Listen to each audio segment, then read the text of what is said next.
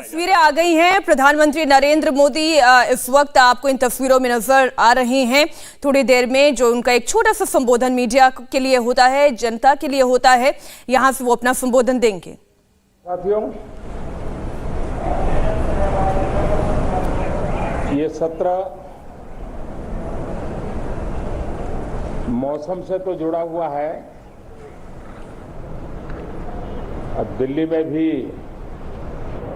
वर्षा अपना दस्तक देना प्रारंभ किया है, लेकिन फिर भी न बाहर की गर्मी कम हो रही है और पता नहीं अंदर भी गर्मी कम होगी कि नहीं होगी। ये कालखंड एक प्रकार से बहुत महत्वपूर्ण है। ये आजादी के अमृत महोत्सव का कालखंड है। 15 अगस्त का विशेष महत्व है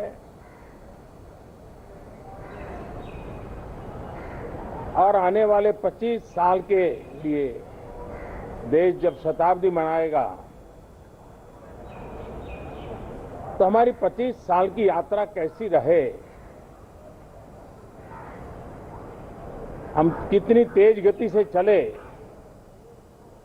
कितनी नई ऊंचाइयों को पार करें,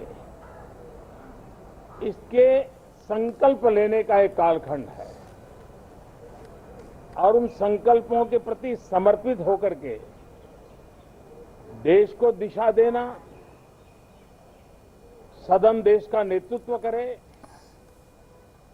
सदन के सभी माननीय सदस्य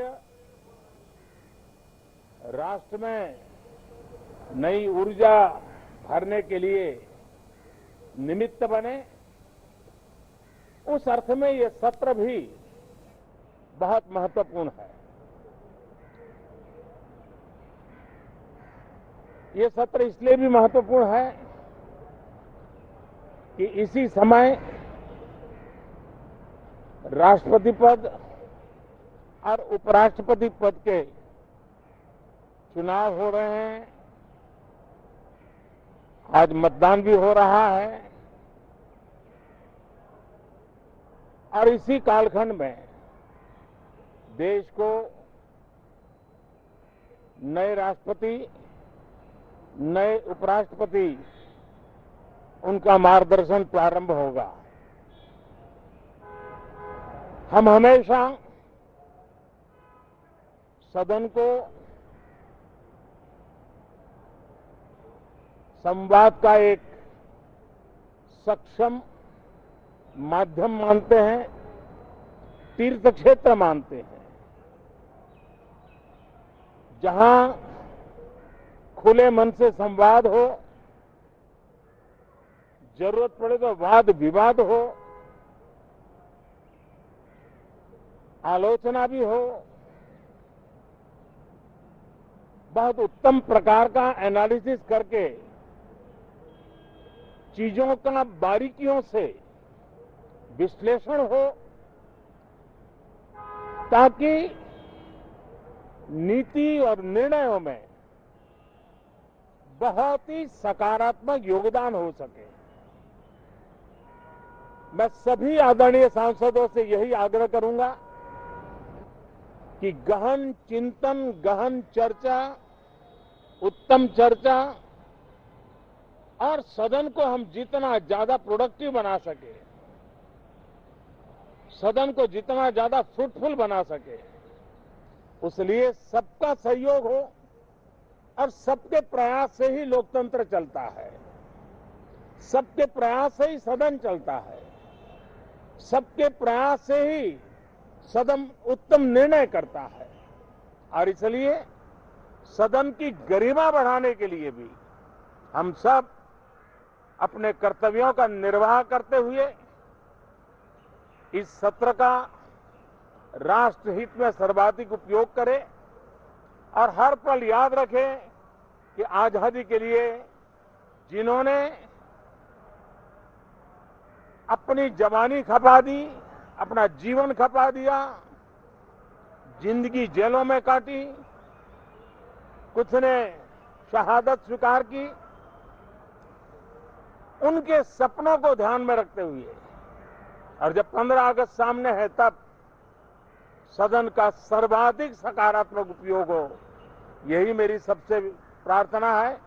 आप सबका भी बहुत बहुत धन्यवाद। प्रधानमंत्री नरेंद्र मोदी को आप सुन रहे थे। संसद की गरिमा बढ़ाने के लिए सभी दलों को मिलकर चर्चा करनी चाहिए।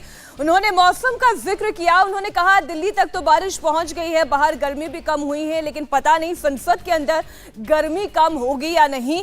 यानी ये बात प्रधानमंत्री नरेंद्र मोदी भी जानते हैं कि विपक्ष के तरकश के तीर अपने तेज धार दिए जा चुके हैं और गहमा गहमी होगी, इस बात से भी इनकार नहीं किया जा सकता। और आज प्रधानमंत्री नरेंद्र मोदी के एक छोटे से संवाद में इसकी भी झलक नजर आई, समझ आई। देवेंद्र पराशर हमारे साथ जुड़े हुए हैं। देवेंद्र, पता नहीं संसद के भीतर गर्मी कम होगी या नहीं, इसका मतलब यह है कि सरकार भी ये जानती है कि विपक्ष हर मुद्दे पर आलोचना तो करने ही वाला है।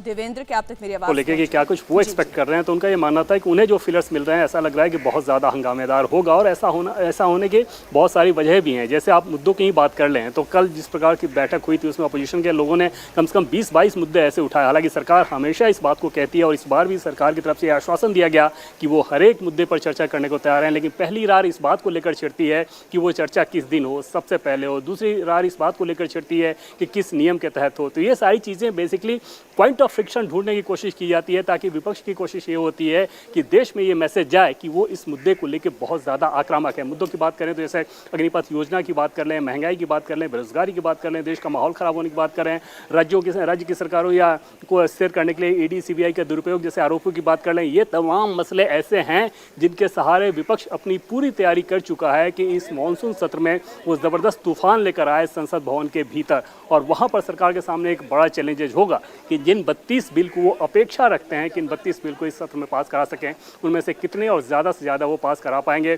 प्रधानमंत्री नरेंद्र मोदी हर एक सेशन से पहले ये इस बात को कहते हैं। जब गुजरात में वो मुख्यमंत्री हुआ करते थे तब भी वो बार बार विधायकों को व्यक्तिगत बातचीत में भी समझाते थे कि आप हंगामा ना करें, सदन में आकर अपनी बात कहें।